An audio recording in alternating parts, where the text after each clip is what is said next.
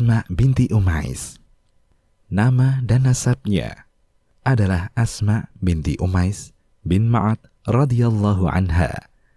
Nasabnya berujung pada Khath'am al-Khath'amiyah. Ibunya adalah Hind, yaitu Haulah binti Auf bin Zuhair bin Al-Harith. Asma binti Umais menikah dengan Ja'far bin Abu Talib. Setelah memeluk Islam, keduanya hijrah ke Habasyah. Di sanalah putra-putra mereka, Abdullah, Aun, dan Muhammad lahir. Setelah Ja'far syahid di perang Mu'tah, Abu Bakar meminang Asma. Dari pernikahan keduanya, lahirlah seorang anak yang bernama Muhammad. Sepeninggal Abu Bakar, Ali bin Abi Thalib menjalin rumah tangga dengannya. Lahirlah anak-anak yang bernama Yahya dan Aun. Dalam satu riwayat disebutkan namanya Muhammad. Karena itu, beliau berlakop Ummu Muhammadain, yang artinya ibu dua orang Muhammad. Asma memiliki hubungan yang dekat dengan keluarga Rasulullah Sallallahu Alaihi Wasallam. Ia adalah pembantu putri Rasulullah Fatimah, dan juga saudara beda ayah dari istri Rasulullah Maimunah binti Al-Harith, dan tentu saja istri dari dua orang sepupu Rasulullah, Ja'far bin Abi Thalib, kemudian adiknya Ali bin Abu Thalib. Memeluk Islam. Asma binti Umais adalah salah seorang wanita yang pertama memeluk Islam. Ia telah mengikrarkan syahadatnya sebelum Rasulullah berdakwah di Darul Arqam. Ia membaiat Rasulullah, turut berhijrah ke Habasyah dan ke Madinah. Pendidikan Rasulullah agar tidak berdusta walaupun ringan. Asma binti Umais mengatakan, "Aku adalah orang yang mendandani Aisyah dan menyerahkannya kepada Nabi Sallallahu Alaihi Wasallam. Saat itu Nabi ada beberapa perempuan yang hadir. Kami tidak melihat di sisi beliau ada jamuan, kecuali hanya satu teko berisi susu. Beliau mengambilnya dan minum darinya. Kemudian beliau suguhkan kepada Aisyah, tapi Aisyah malu-malu. Kukatakan, jangan kau tolak uluran tangan Rasulullah. Aisyah pun mengambilnya dan meminumnya. Beliau berkata kepadaku, beri susu ini untuk teman-temanmu. Asma berkata, kami tidak menginginkannya. Nabi menanggapi, jangan kalian gabungkan dusta dan rasa lapar. Asma berkata lagi, jika seorang dari kami mengatakan sesuatu yang dia inginkan, tapi malah yang diucapkan tidak ingin, apakah itu termasuk dusta? Nabi menjawab, sesungguhnya satu kedustaan tercatat sebagai dusta, hingga dusta ringan juga akan tercatat dusta ringan. Profil Asma binti Umais, seorang wanita yang cerdas. Dari Ummu Ja'far, Fatimah berkata kepada Asma binti Umais, aku merasa tidak nyaman dengan apa yang dilakukan terhadap jenazah wanita. Mereka dibalut dengan suatu kain, lalu kain itu membentuk lekuk-lekuk tubuhnya.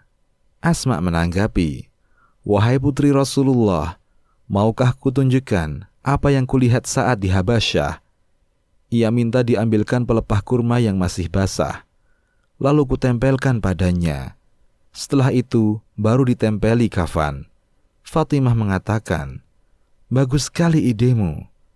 Kalau aku meninggal nanti, engkau yang memandikan aku, dan jangan izinkan seorang pun masuk.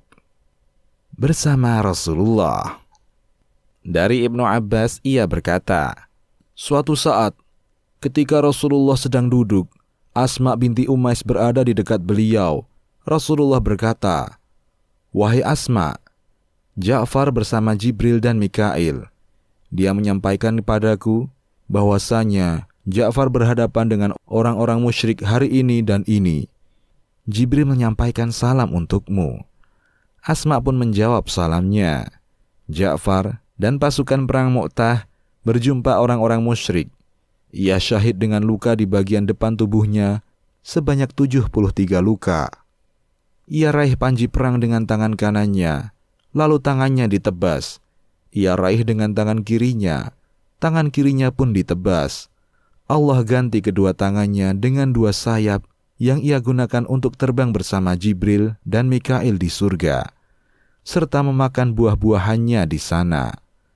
Asma menceritakan, Rasulullah menemuiku, lalu beliau panggil anak-anak Ja'far. Beliau ciumi anak-anak itu, dan kulihat air mata beliau menetes. Aku bertanya, "Wahai Rasulullah, apakah ada kabar tentang Ja'far kepadamu?" Beliau menjawab, "Iya, dia terbunuh hari ini di perang Mu'tah." Kami pun menangis.